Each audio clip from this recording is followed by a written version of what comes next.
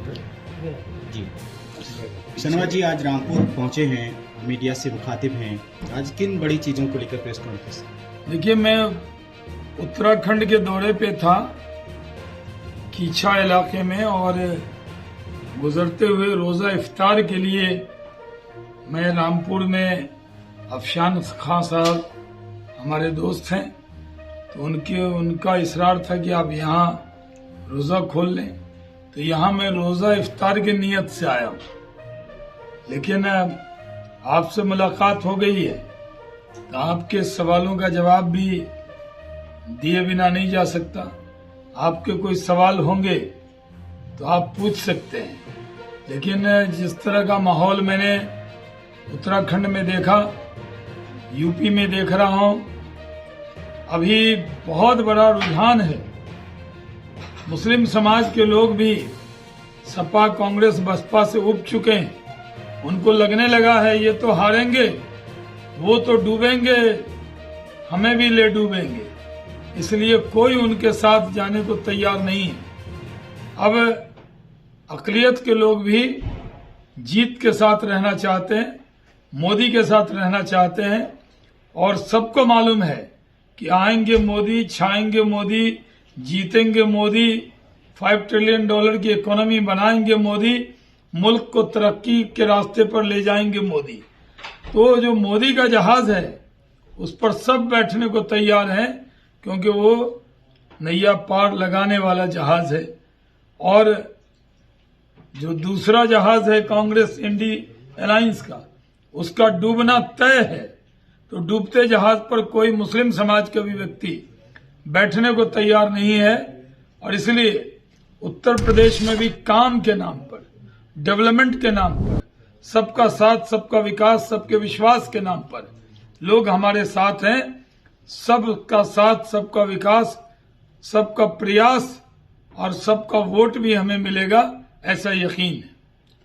पूरे उत्तर प्रदेश में मुस्लिम चेहरों की अगर बात की जाए तो आपने देखा कितने कैंडिडेटों को मौका मिला है? चेहरा कहीं हिंदू मुस्लिम होता है?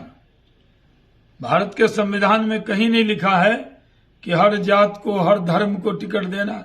फिर कहिएगा क्रिश्चियन नहीं दिया, तो सिख नहीं दिया, तो यहूदी नहीं दिया, तो मुस्लिम नहीं दिया। ये सब काम और लोग करते हैं। हम तो ये कहते हैं प्रधानमंत्री के लिए उम्मीदवार, प्रधानमंत्री के लिए वोट है, और देश में प्रधानमंत्री पोस्ट का उम्मीदवार नरेंद्र मोदी है, और दूसरी तरफ इंडी अलायंस के लोग हैं। क्या एक भी मुस्लिम है जो प्रधानमंत्री का उम्मीदवार है? उनकी तरफ से वो प्रधानमंत्री का उम्मीदवार न बनाए, लेकिन हमसे कहें कि आप एमपी का उम्मीदवार बना दीजिए। पीएम का उम्मीदवार बनाने की हिम्मत है एनडीए अलायंस में या उनके गठबंधन में? क्या अखिलेश यादव कह देंगे कि अगली बार मुख्यमंत्री किसी मुस्लिम को बनाएंगे? सिर्फ मुस्लिम का वोट चाहिए, लेकिन जब एक नंबर पद पे बैठना हो, चाहे वो मुख्यमंत्री हो, प्रधानमंत्री हो, तो इंडिया अलायंस के लोग कभी उनके नाम का जिक्र भी नहीं करेंगे। लेकिन सेनाबाद जी, जिस तरीके से जो कार्रवाइयां हो रही हैं, आज तो भाषण बहुत लंबा मैंने जेपी नड्डा जी का सुना, वो तो उन्होंने सोनिया गांधी से लेकर सारे नेताओं के नाम याद दिला दिए और कहा कि या तो जेल पर है या बेल पर हैं। तो अब कौन आंदोलन करेगा, कौन लड़ाई लड़ेगा, या कोई नहीं है टक्कर में? हाँ, ये बात सही है, कोई टक्कर में है ही नहीं।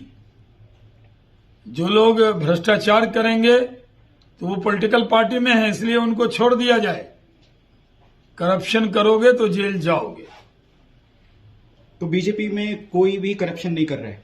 एकदम नहीं।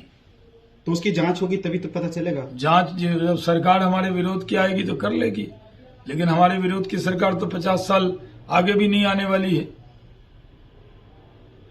रामपुर के क्या हालात लगे? रामपुर में आप? मैं सिर्फ खजूर के हालात देखे और ये इफ्तार के हालात। कभी आजम खान का गढ़ और घर माना जाता था ये रामपुर, और आज न गढ़ रहा न घर रहा। पश्चिमी उत्तर प्रदेश में टिकट का राजतंत्र है क्या कि किसी के नाम का गढ़ होता है? जनता का गढ़ है रामपुर, इसलिए मैं किसी व्यक्ति की बात नहीं करता। अब वो भी व्यक्ति जब बेचारा जेल में हो, उसकी क्या बात करें? जब बेल पे आएंगे तो बात करेंगे। देश में कितनी सीटें आ रही है इस वक्त भाजपा की?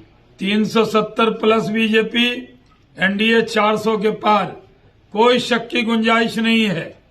हवाओं में, फिजाओं में कहीं भी चले जाएं, किसी कांग्रेसी और सपाही को भी पूछ लें मंदिर मस्जिद में ले जाके कि कौन आएगा, तो वो कहेगा आएंगे तो मोदी ही। ये लोग तो नाम के लिए लड़ रहे हैं।